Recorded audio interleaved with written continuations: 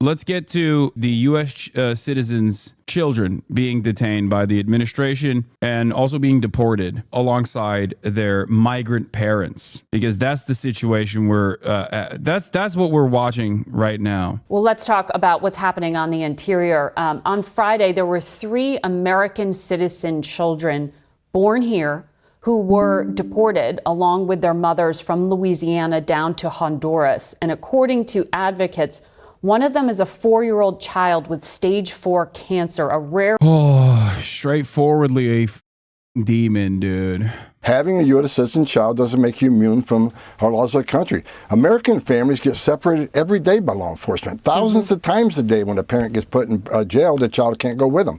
These, if you're an illegal alien, come to this country and you decide to have a U.S. citizen child, that's on you. You put yourself in that position. Oh, my God.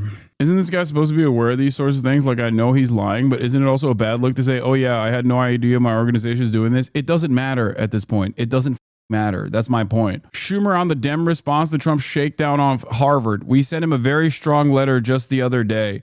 A very strongly worded letter. You see, it's over. Chuck Schumer wrote a very strongly worded letter to Donald Trump. He is, any day now, Donald Trump, a man who we still don't know if he knows how to read or not, is going to read that and go, wow, thanks for the feedback. I am going to go extra hard now. This kind of pressure does not matter. You actually have to protest. You actually have to make a big fuss. You have to put your body on the line, okay? That's what the judge is saying there should have been more of a process here.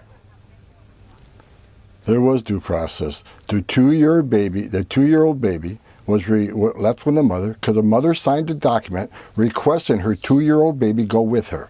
That's the parent's decision. I don't think the judge knows specifics of this case. 2-year-old went with the mom. The mom signed a paper saying, I want my 2-year-old to go with me. That's a parent's decision. It's not a government decision. It's a parent's decision. The father wrote a note. Anyhow, we have to leave it there. Director, thank you for your time today. We'll be right back. Yeah, the argument is we didn't deport these kids. We just made them choose between staying in the U.S. or their mothers. Obviously, it was totally up to them. And what Secretary Marco Rubio is defending here is obviously an indefensible thing. Let's hear what he had to say. On the headline, that's a misleading headline. Okay, 3 U.S. citizens, ages 4, 7, and 2, were not deported. Their mothers, who are legally in this country, were deported. The children went with their mothers. If those children are U.S. citizens, they can come back into the United States if there's their father or someone here who wants to assume them. But ultimately, who was deported was their mothers who were here illegally. The children just went with their mothers.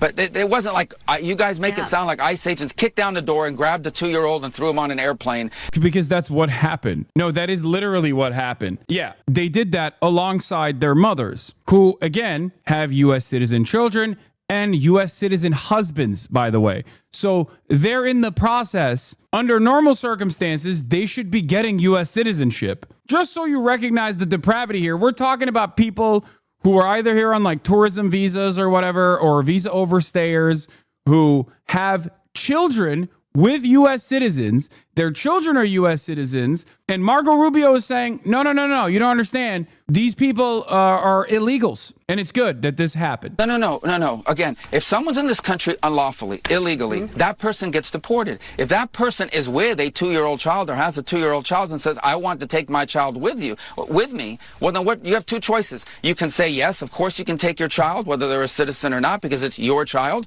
Or you can say, yes, you can go, but your child must stay behind. And then your headlines would read, U.S. holding hostage 2-year-old, 4-year-old, 7-year-old while mother deported. So the parents make that choice. I feel like there's a third option here. Third option here is don't deport the mothers that are married to U.S. citizens and have U.S. citizen children. Give them citizenship instead. What an incredibly radical proposition, I know. What an insanely radical proposition. Shocking, I know.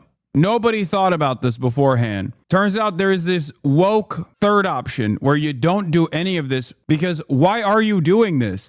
Are these mothers rabid criminals? Are they violent gang members? Remember when the Trump administration was lying in the beginning of this mass deportation scheme, claiming falsely that they were going after all of these rabid criminals? What happened to the gang narrative? What happened to the terrorism narrative? It was never about terrorism or gangs whatsoever. That designation came on as a justification because it is that vague that intentionally vague designation is used in this circumstance specifically to create this incredibly violent, morally repugnant mass deportation scheme. Who makes money in the deportation scheme? I mean, the facilitators do, but this is purely ideological for the most part. That's a big part of this because white supremacy is purely ideological. There is not really that much of a materialist assessment. You can make one, but you have to also understand, and I do believe this, there is a decent number of Americans who are just genuinely fascist, like irredeemably fascist. Okay, there's a much larger number of Americans who abide by racist and fascist ideology, but that can be convinced to not do that. But there are definitely a decent chunk, I would say like 10% of the country in the most conservative estimates, that are just straightforwardly neo-Nazi style people that like genuinely believe in white supremacy and think that this is very good and that we have to do everything in our power to just deport every single person that's even like a touch browner than they are. Oh, FD Signifier is here. This is a great conversation for him and I to have as well. Doors open. All right. So the Trump administration deporting U.S. citizen children 2, 4, and 7 years old alongside their parents. These are not like the violent criminal gang members that the Trump administration claimed that they were deporting on this like mass deportation scheme. And instead, lo and behold, they're deporting random people. Many of them, majority of them, overwhelming majority of them don't have any criminal background whatsoever. Shocking. And the Trump administration is actively working to deport these people. And now, alongside their parents, they're deporting their children that are American citizens as well. These people are also married to U.S. citizens, too, on top of that. That's what's going on. Judge says 2-year-old U.S. citizen appears to have been deported with no meaningful process. The girl was deported Friday with her mother to Honduras, despite her father's efforts to keep her in the United States. That's wild. So it is shockingly cruel and completely unjustifiable. It's cruelty for the sake of cruelty. And here we are, you know. She's joining us from the White House right now. Priscilla, you were at that briefing. What did Tom Homan say this morning? Well, Wolf, the White House is certainly highlighting the progress that Priscilla they is have. serving cunt. Like go back like 3 seconds and look at this serve she's giving the camera. I think you're wrong. I think Wolf is serving cunt as Is well. Wolf serving more cunt? No, that's Wolf is always serving cunt. I have to recognize that. Apparently he knows who I am. So that's okay. Well, shout out the Wolf. Shout out Wolf man. You put yourself in that position. You put your family in that position. What we did is remove children with their mothers who requested the children depart with them. This was a parental decision. Parenting 101. The mothers made that choice. Pause for a second, because you have your enemies, I have my enemies. My enemies, thankfully, are less unhinged. But so I've been on this balancing act, trying to engage with Black liberals around stop being Black liberals. Yeah. If I'm not mistaken, he worked for Obama, didn't he? The borders are that they just showed. Tom Homan? Yeah. He did. Obama. He worked at ICE under Obama. Pretty much the same exact role, or not? Yeah. Maybe not the head role. Yeah. But like in the same capacity. Yes, but also, so the thing is, Barack Obama did this thing where they restructured what they considered deportations to mean something different than what it previously did. So there's like 2 different types of, I guess, deportations, right? There's the catching someone in the process of like entering the border and then quickly sending them back versus interior deportations, interior removal versus removal at point of entry. Right. The Obama administration changed what deportations used to mean to everyone being stopped and returned at point of entry, which is why his numbers grew dramatically. Part of the reason why he did this was to capitulate to right-wing framing on this, to make the claim that like, no, we're taking this very seriously. Right? We're taking deported across the aisle. We're doing expedited removal. We're doing we're catching people crossing the border and then subsequently removing them. And so the deportation numbers exploded. Another part of the problem, I guess, is that there are more people trying to enter the country under Democratic leadership because I think undocumented migrants perhaps naively think that Democrats are less their friends. Democrats are kinder and more humane than Republicans, not realizing that they're not. Right. Right. The kids were in cages at that time as well. Yeah, exactly. So the major difference in Trump 1 versus Obama was that Trump decreased the limitations that ICE had for engaging in interior removal, because understanding broadly for Americans was relatively sympathetic to migrants in general. We are surrounded by undocumented migrants, some of which we know are undocumented, some of which we don't know are undocumented. It's just a normal part of living in the United States of America. There's like more than 10 million.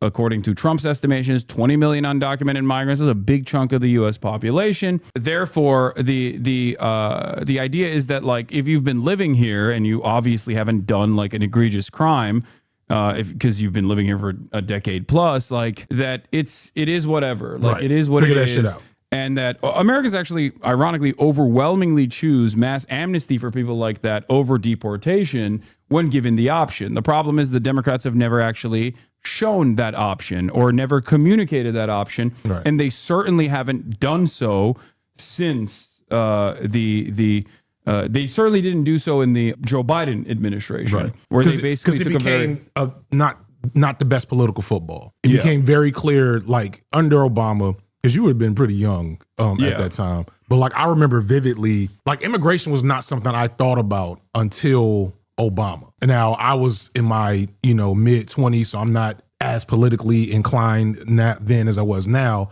But I'm pretty confident that like the way we think about immigration, the way that's a political football now, that starts under Obama, because that becomes a place to point to. Every couple of years, the right needs to kind of recycle their boogeymen. Yeah. It was always around, like post Reagan, I would say. It was definitely like a point of contention that the Republicans could constantly hit the button on. Right.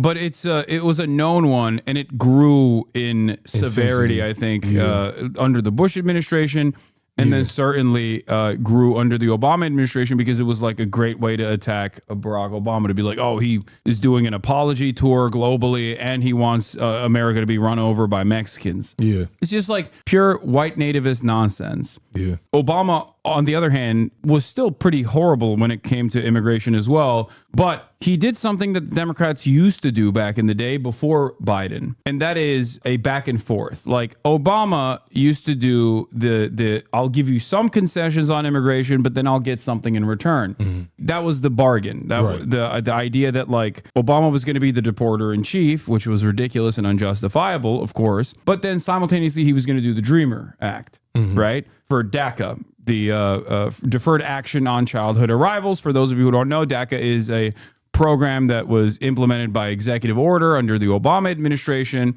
to offer some protections with very, very severe restrictions and very severe qualifiers to children that had crossed the border alongside their parents and had grown up in the United States of America. They would get deferred action, as in they would get protection from deportation, basically, as long as they went to school, got a job, did not leave the country. Like there are so many restrictions on DACA immigrants. It's actually pretty crazy. So yeah, Clinton built a wall, Bush created ICE, Obama expanded deportations, but did DACA. Trump is creating a Third Reich based on immigrant persecution. That's a pretty solid assessment of the situation. So in any case, this is something that I was very critical of the Biden administration on, because I know that they were going to use immigration as a talking point over and over and over again. And Biden had actually come into office on a wave of pro-immigration activism, because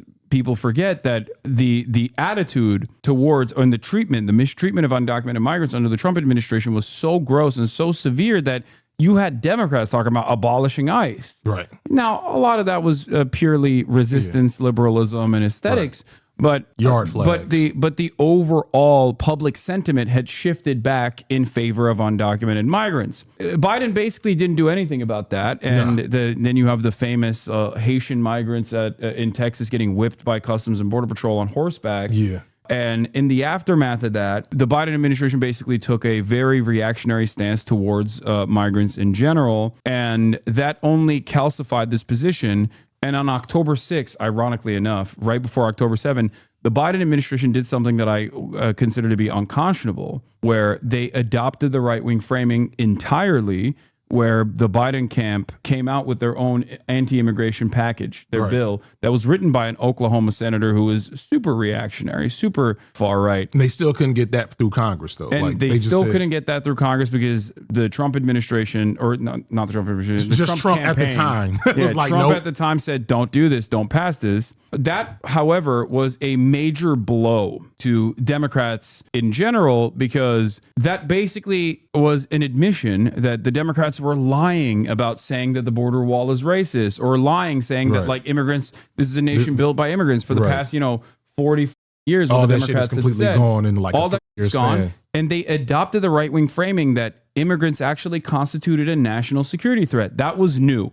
Because Democrats had not previously agreed to this false notion that immigrants actually constitute a national security threat. But now that they were putting forward a national security focused bill to deal with immigrants and immigrant detention, all of a sudden they were admitting the Republican framing, normalizing this attitude amongst their constituents. The only impact that this had was they didn't win a single Republican vote on this because they were like, oh, these guys are finally competent about immigration. The only impact it had was there were a whole bunch of liberals who get their notes from the Democratic Party who now also believed that immigrants were constituting a national security threat. That's why Trump came into office with 66% approval on mass deportation. That's so. Quick question on that, because hasn't that finally started to drop? Yes, I did a follow-up video a couple of weeks ago, about a month ago now, on like my initial Trump take. But that video was like 2 weeks after, I don't know. You haven't done, are you coming out with any 90-minute long video essays anytime soon? No. Okay, well. No. In the prestige land of the video essayists. You write the essay, the editing can take 1 to 6 months. So by the time, and so when I was writing, he had just had like the first, not the first, one of the earliest like popularity polls or whatever, and he was more popular than he's ever been as a president. And part of that was because at the time it was like 60% of people approved his immigration stuff. But it seems like that's finally dropped. But to be fair to you as well, I had a conversation with Ested Herndon of the New York Times, who I love. I have him on all the time. He's one of my favorite New York Times reporters. In our conversation, he did a follow-up initially to the original run-up thing that he had done, where he asked like his family members and a whole bunch of people that he'd met on the campaign trail, like what they now thought about Donald Trump. And a lot of people, and this was only like a month or two ago. And that attitude has shifted dramatically even since then with the Kilmar Abrego Garcia story. Basically, what he had told me at the time was a lot of Americans are still oblivious to the deportation stuff. They don't really consider it to be a major issue. They mostly were at that time focusing on Elon Musk and Doge and the unpopularity of mass layoffs coming from Doge. My argument always has been, both under the Biden administration, going all the way back to February 2021, when the CBP Haitian migrant whipping imagery came out. If the Democrats don't offer a counter narrative to the lies and the smears that these Republicans are consistently presenting, and right-wing sentiment dominates the media about migration, immigration specifically constituting a national security threat, then Americans are going to become more reactionary. They're going to care less about immigrants. If the Democrats, once Trump was elected, I kept saying Democrats have to launch an opposition against this deportation agenda at some point, because you need to make Americans aware that this is happening. There's far too many things that the Trump administration is doing, but this is one of the most significant, most consequential and aspects. It's also an easy one to display. And it's also, it's super easy to vilify the horrifying practice. I've seen enough social media posts of watching like ununiformed ICE people walking up to like women and children and essentially threatening them in like the most coming out of courts. You know what I'm saying? Going into not even ICE elementary agents. school. We found out that ICE doesn't have the logistics to do mass deportation at this scale, which is why they've deputized like random right-wing militias and shit now too. I did not know that one. It's truly, truly terrifying. And lo and behold, the reports started coming in. Shouts out to ProPublica and all of these other institutions that were investigating the background, the criminal background of all of these immigrants that were being deported to CCOT. And we found out stories of the likes of Andre, for example, from California, the Venezuelan from California, who's a gay hairdresser who had a tattoo of mom and dad on his arms. And he was deported to CCOT with no due process whatsoever, simply because he had these tattoos. And the DHS was saying these tattoos are enough to say that he is Tren de Aragua.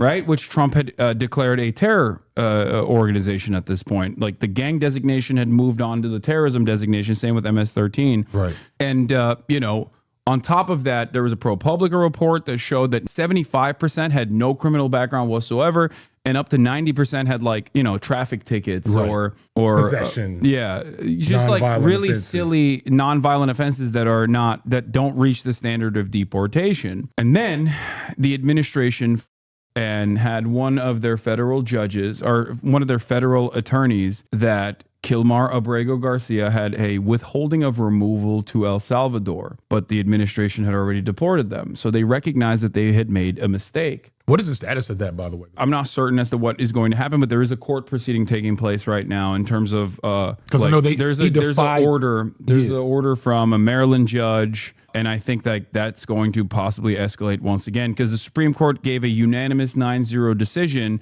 saying that the Trump administration must facilitate the return of Kilmar Abrego Garcia, and yet they have not done so. And they're using facilitate, like the language around facilitate, to mean something it doesn't mean. They're saying it's not effectuate, it's facilitate, and therefore we don't have to do anything, right? And the Trump administration is like lying about it too. They're lying about the assessment. They're saying that it was a unanimous decision defending us when it clearly wasn't. Peep Dark Soul real quick, 503 all the way at the top. 2025, the Klan is still not designated as a terrorist organization. Yeah, of course not. Right. And because I bring that up because as a couple of years ago, this might have happened under Trump 1. This might have happened under Biden. But do you remember the black extremist, the black identity extremist? Oh yeah. I remember the FBI designation for black identity extremism. Yeah, like black all Israelites 7 of them. Yeah, the Hebrew Israelites. Yeah. They're being really mean on the street corner. And so I think about MS-13 and all these different gangs as terrorist organizations.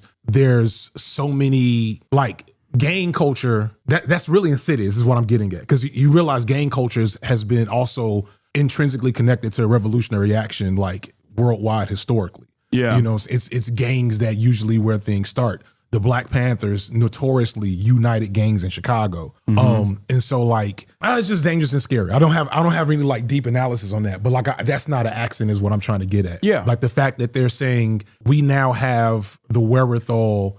What's next? Is it fraternity tattoo? Is it Che Guevara tattoo? That's Antifa. Antifa's a gang.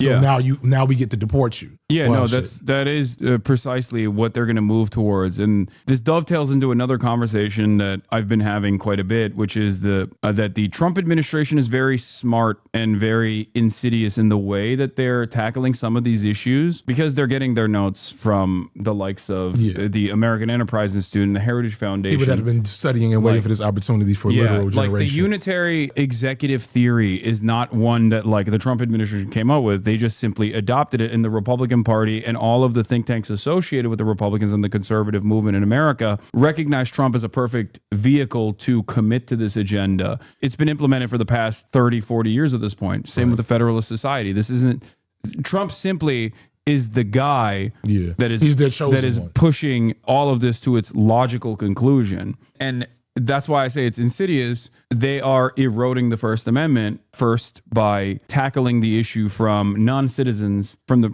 perspective of people on student visas or even green card holders, as a matter of fact, legal permanent residents that are lawfully inside of the United States, by tackling the issue from the perspective of anti-Semitism, which has a lot of institutional clout and a lot of institutional power due to a lot of these Jewish affinity organizations that are simply there to defend Israel, but can masquerade as anti-racist, as anti-racist civil rights organizations, similar to the ADL. Right. So those institutions, those NGOs, and these organizations, they get a lot of play within mainstream media. They have a lot of institutional muscle. And the Trump administration is using that institutional muscle they have to basically collaborate with some of the most radical groups, all the way to like Beitar, which is a 501c3, but it's actually literally a terror cell operating inside of U.S. boundaries, and getting their notes from them to open the door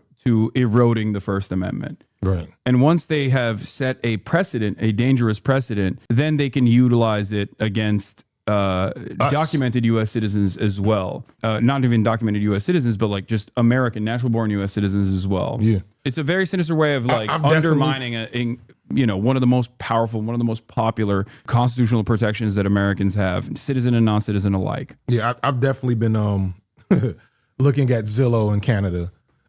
Yeah, you're gonna move in case I have to split. I thought about that for you because you're not natural born.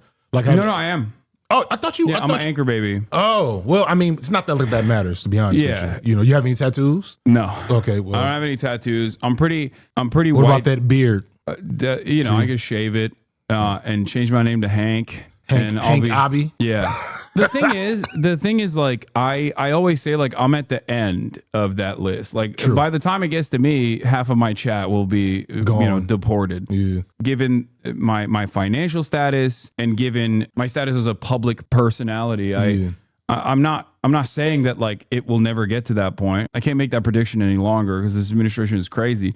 But like all of those combined make me, they put me in the back of the list. Yeah. If I was who I am as a student activist, then I would be closer to on the possible CCOT list. Yeah. You know? Yeah. No, I mean, similarly, I've had that kind of like, because when Trump got reelected, going into the election, me and my wife talked a lot about, all right, so what do if he wins? And then afterward, what do? And it's a constant conversation, especially with I think people said, oh, this is going to be bad. I don't know who knew it would be this bad this quickly. You know what I'm saying? Mm-hmm. Like he's already releasing Trump 2028 hats. Yeah. You know what I'm saying? So like they're soft launching, a complete rearrangement of everything that America is stood for within the first 100 days. So it's no telling how bad it will get. I'm probably a little bit further in from you economically, but I'm still black and I have a very particular history that's attached to my time here, my family, etc. Not like my family, like my mother and father, people that are behind me. And then I'm thinking about my own children. And I think about the fact that I have the resources. Canada's expensive as shit. I didn't know this until I started Googling. But I have the resources to get the f out of here at this point in my life. But like the reality of the situation is that by the time it's time to get the f out of here for the average person, it's going to look like The Handmaid's Tale. You know what I'm saying? Or worse. I'm also too stubborn. That's the other thing. Like I'm not, You are. I'm very sick. stubborn. I'm not leaving. I'm not going anywhere. Like if I were you, I would have reduced down to 1 4-hour stream a week. Like no. 3 years ago. No. I told you that last time I was there. I was like, hey, you should stream less. You should take more naps. Yeah. Do some yoga.